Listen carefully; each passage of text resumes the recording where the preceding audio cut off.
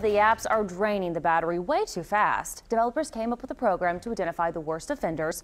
2 News Morning anchor Dina Silk shows us the apps that zap your power and what you can do about it. From convenience, calendar, texting, checking email, to entertainment and education. Oh, I love Math Bingo. Smartphones seem to provide it all at the tip of your finger. news and weather, music. Until you have to recharge.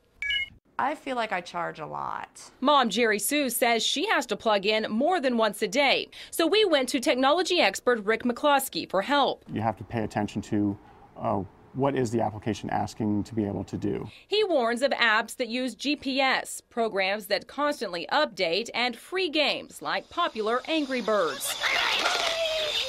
Are always going to have the little app banner down in the bottom that constantly runs and constantly changes. We found researchers at UC Berkeley came up with a way to see which apps are zapping your phone. It's a free program called Carrot. So many people wanted to know which apps zap, the system was overwhelmed.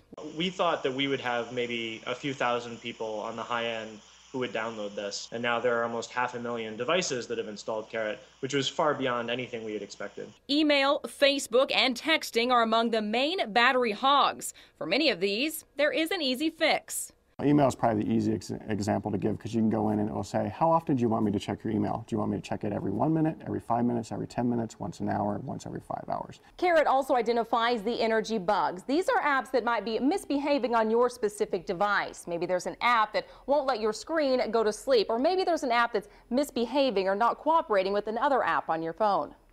For example, we found a bug, an energy bug, in the Kindle app, where when it was running on devices that had Wi-Fi turned off and would try to use the synchronization protocol, it would use far more energy than on devices that did have Wi-Fi enabled.